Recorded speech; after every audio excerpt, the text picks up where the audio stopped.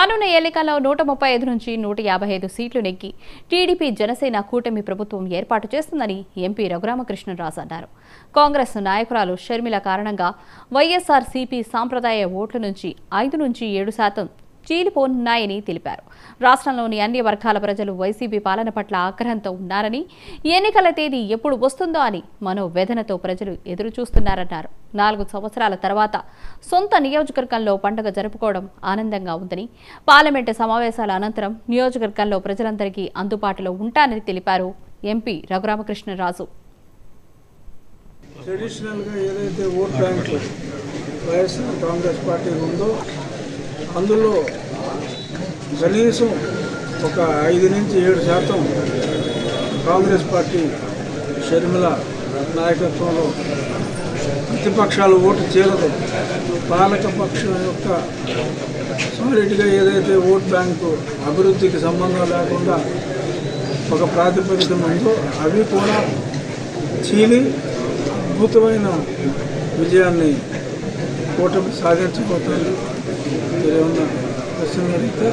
ఎన్ని వస్తాయంటారు సార్ కూటమి? ఎన్ని సీట్ల వరకు? రేపు కాంగ్రెస్ పార్టీ కాస్త పుంజుకుంటే 150 కంఫర్టబుల్గా క్రాస్ అవుతుంది. సార్ నిన్న చంద్రబాబు నాయుడు గారు కోర్టు తీర్పు అదే స్టేజ్లో ఉంది, ఇప్పుడు అదే స్టేజ్లో ఉంది. సీనియర్ న్యాయమూర్తి 17A వర్తిస్తుందన్నారు. ఇంకో నెంబర్ 2 జడ్జి వర్తించదు అన్నారు. సీనియారిటీ జూనియర్ ఎలా ఉన్నా సమానమైన ఓట్లు కాబట్టి త్రిసభ్య ధర్మాసనానికి రిఫర్ చేస్తారు. అది ఇప్పట్లో అయ్యేది కాదు. కనీసం చాలా తొందరగా అంటే చంద్రబాబు నాయుడు గారు ముఖ్యమంత్రి అయిన తర్వాత కానీ ఆ వ్యవహారం తేలదు. సో అది ప్రస్తుతానికి అది గడిచిన అధ్యాయం. దాని గురించి ఇంకా మనం మాట్లాడుకోవట్లా. సాక్షి పేపర్ చూసి కంగారుపడాల్సిన అవసరం లేదు. పూర్తిగా వక్రీకరించి రాసేది వల్ల ఆ కోర్టులో జరిగిన దాన్ని కూడా సాక్షి పేపర్లో వక్రీకరించి రాశారు. ఈ బెంచ్లో ఉన్న సీనియర్ న్యాయమూర్తి గారు నాకు తెలిసి మే మాసంలో రిటైర్ అవుతున్నారు కాబట్టి ఆల్ టుగెదర్ కొత్తగా 3 పెట్టే త్రిసభ్య ధర్మాసనం ఏర్పాటు చేయాలి అంటేనే చాలా సమయం పడుతుంది.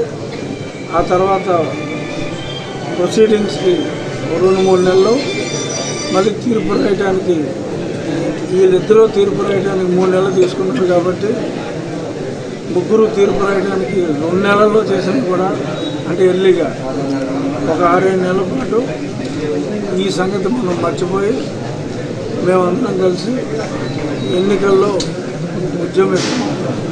ఆ కోర్టులో ఎలాగే తేలియ వ్యవహారం కాదు, ప్రజా కోర్టులోనే తేల్చుకొని కొత్త ప్రభుత్వం వచ్చిన తర్వాత ఇదే సిఐడి విచారణ ముగిస్తుంది. పట్టణాలు